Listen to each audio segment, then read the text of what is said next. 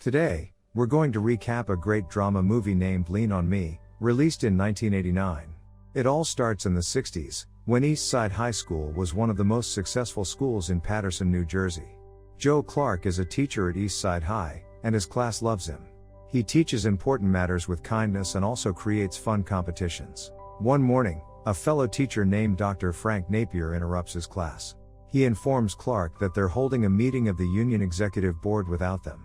Joe gets enraged and bursts into the meeting. He yells at everyone for not supporting his reform ideas. Fed up with Joe's behavior, the board agrees to transfer him to another school in exchange for an increase in their own wages. The movie then advances 20 years in time. East Side High has deteriorated to the point where it's called a cauldron of violence. There's bullying and violence in every hall. Also, kids don't listen to their teachers and even beat them up when they try to intervene. Illegal substances and arms are dealt frequently. Most of the students from East Side High can't pass the minimum basic skills test, an exam managed by the state to access the level of education in different schools. This greatly concerns Mayor Don Botman, who doesn't want to lose the school to state administration, because it'll cost him the election. Frank, now the school superintendent, and Mr. Rosenberg, the school board attorney, suggest they bring Joe back. Botman doesn't like the idea, but he approves it because Joe is clearly the man for the job. Frank and Rosenberg go to see Joe, offering the position of principal at East Side, but Joe turns them down. He knows the mayor only wants to save himself, and not the kids. As a last resource, Frank gives a small speech and points out that Joe hasn't made a difference at all in his life. He adds that this is his chance to truly do something that matters. The next day, Joe shows up at East Side High as the new principal. He holds a meeting with the school's teachers and immediately shows his leadership style, saying he's the only one who gets to speak in his meetings. He asks for a list with the names of every student involved in criminal activities. Joe also orders the custodian to clean the walls and make students in detention help him. Mr. Darnell, the English teacher, is demoted to assistant to the football coach. He lets them know there will be guards in the hallways to diminish the violence, and all teachers must focus on getting the students ready for their state exam. East Side High needs 75% approval, and they got less than 40% in the last practice test. Soon after, Clark calls for a school gathering, where all the students from the list are put on stage. As Joe gets there, he runs into Kanisha, who used to be his student back in elementary school. Joe gets on stage and asks for silence, but nearly everyone ignores him. He asks the ones on stage to sing the school anthem, but they just laugh at him. Seeing them as a lost cause, Joe immediately announces that all the troublemakers are expelled. The students on stage get angry, but Joe's security guys manage to get them off the stage and out of the school. The big announcement is enough to make everyone else calm down, especially when Joe tells them they could be next if they don't study hard and behave appropriately. In the afternoon, Joe shows up to an emergency meeting called by some parents. Liana Barrett, the mother of one of the expelled kids, is enraged about what Clark did, and many parents think alike. But Joe stands by his decision and gives a speech about how a few bad apples spoil the entire basket. He explains that he expelled 300 kids in order to save 2,700. This speech earns Joe the support of the majority of the parents, but Liana is clearly against him. The next day, Joe comes to school and finds a kid waiting for him. Thomas Sams was included in the expelled group and now tries to tell Joe that he made a mistake, because he didn't do anything. Joe immediately realizes he's lying and takes him to the roof to teach him a lesson. He tells Sams that consuming illegal substances will kill him gradually, so if he wants to die this badly, he should just jump from the roof. Sams says he wants to live and promises he'll do better and stay out of trouble. Joe decides to give him a second chance, but warns that if he messes up again, he'll be out for good.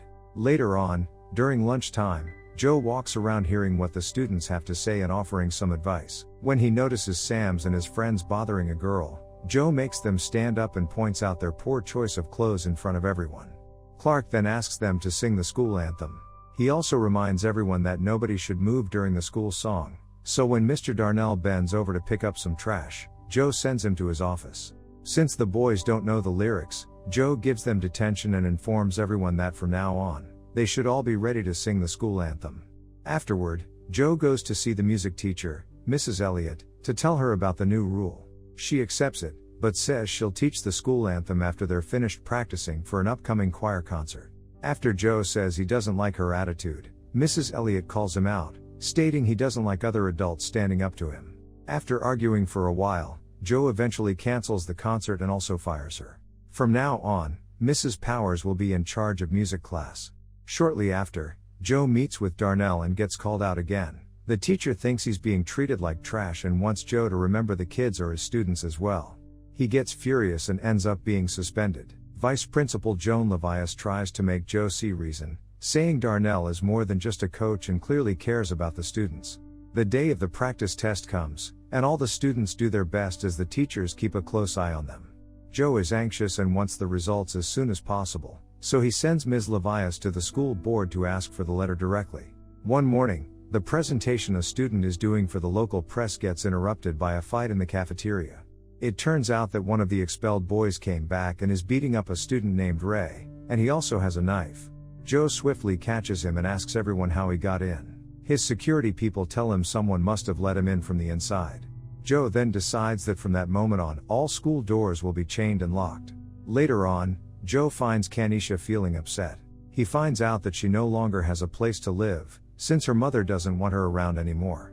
Joe becomes concerned and decides to take Ms. Levias with him to see Kanisha's mother at her home. There, the mother explains that she's trying to get clean, so she's currently in a bad state of mind and doesn't want Kanisha to see her like that. She figured it would be better to send her daughter to child services, but she never stopped loving her. Joe promises to help her find a better job and a nicer place to live, as long as she takes Kanisha back. Days later, the news of the chained doors reaches the newspapers, and Liana takes the opportunity to go to the school board and complain about it. Frank rebukes Joe for behaving like that, mentioning that Liana is organizing a group to remove him from his position. As his superior, he demands Joe write an apology letter to Mrs. Elliott and Mr. Darnell. He states that if Joe wants to be respected as an authority, he should start by respecting others. Darnell is then reinstated, but the problems aren't nearly over. The fire chief shows up at East Side High with the press, asking to go inside and inspect the school. Joe knows he was alerted by Liana and denies his entrance, threatening him with a bat. Ms. Levias attempts to express her concerns over Joe's attitude, but as usual, he doesn't listen. The next day, Joe runs into Ray and the boy lets him know he's leaving school. The principal urges Ray to stay, but the kid says goodbye. Soon after, Joe finds Sams and his friends goofing around in the bathroom. He makes them sing the school song and is shocked when they perform a beautiful rendition, quite different from the regular version. The boys admit it was Mrs. Powers who taught them, so Joe goes to see her right away. He congratulates her and asks her to teach all the students this modified version of the anthem. The results of the practice test finally arrive, and Joe is very disappointed to see they only scored 33%. He gathers all the teachers in the gym and tells them that the poor results are their fault, so they need to work much harder. Joe wants to start a tutoring program on Saturdays, but one of the teachers points out that it's hard to make the students come on weekends. Joe replies saying they'll go to every student's house and talk to their parents to get them involved, and even invite them too if they don't know how to read. In the following weeks, students and teachers work very hard to get ready for the exam. Joe also gets very involved. In the meantime, Liana and the fire chief go to talk directly to the mayor. Frank and Rosenberg are also there and try to defend Joe, but the mayor kicks them out of the meeting. After Liana threatens him, he reaches an agreement with her. He will get Joe fired, and Liana will provide support for his campaign. Later in the bathroom, Mayor Botman tells the fire chief that they'll arrest Joe for the illegal chains after the test. However, Rosenberg is in one of the stalls and hears everything. He promptly informs Frank of the mayor's plan, and they go to warn Joe. The principal soon comes up with a plan. When his security guards see the chief coming, they'll call Code 10 through the walkie-talkies and the teachers will temporarily remove the chains. Afterward, Ms. Levias tries to talk to Joe about the progress of their reading program, but he scolds her for not being able to handle basic things without his presence. Shortly after, Ms. Levias asks Joe for a transfer, explaining that it is impossible to work with a guy like him. She points out that half the staff feels the exact same way, adding that the only reason they haven't walked out is because they care about the students. The next day, Joe hands Ms. Levias her transfer papers as he walks to the stage. He then gives the kids a passionate speech about the bad reputation the school has in town, inspiring them to prove them all wrong. He also shows his gratitude towards the teachers, something he gives Ms. Levias credit for. Next, Mrs. Powers sings the song Lean on Me and everyone sings along, excited to show the state that they aren't inferior. Seeing the whole school come together, Ms. Levias decides to stay. On the day of the test, The students concentrate and fill the exam with confidence. Meanwhile, Liana pressures the mayor to honor his part in the agreement, and he finally gives the fire chief permission to get a court order. Back at the school, Kanisha finds out she's pregnant. To make matters worse, her boyfriend doesn't want to take part in it. Joe offers his support and promises they'll find some alternatives. However, their conversation is interrupted by a guard announcing the arrival of the fire chief with Liana and the press. Calling code 10 on the radio, Joe tries to get the chains removed on time, but the chief anticipates his actions. Joe then gets arrested for violating the fire code, leaving Ms. Levias in charge of the school. That night, the school board holds a meeting. Frank tries to defend Joe's work, but Liana quickly points out that the school only scored 33% in the practice test. Before they reach an agreement, the meeting gets interrupted when nearly every East Side student shows up, demanding Joe be released. The mayor realizes it'll look bad if they fire a man with such massive support, so he talks to Joe, asking him to advise the students to go home.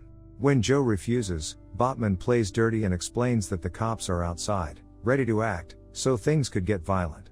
Joe then gives in and agrees to talk to them. When he comes out, Liana is talking to the kids, but she's basically just getting insulted and reminded of all the good things Joe did for the school. One of the students even argues that he's like a father figure to them. Still worried about their safety, Joe takes over and reminds them to respect the law. He urges all of them to leave. As the students refuse, his words are suddenly interrupted by Ms. Levias, who goes to him carrying an envelope. She brings the results of the exams with excellent news: East Side High has passed. Joe gives them the good news, and everyone celebrates. Soon after, Joe tells the mayor that he and the state can go to hell. The principal gets to keep his job, and the movie ends with all the students singing the school anthem. Thanks for watching. If you like our content, please like the video and don't forget to subscribe.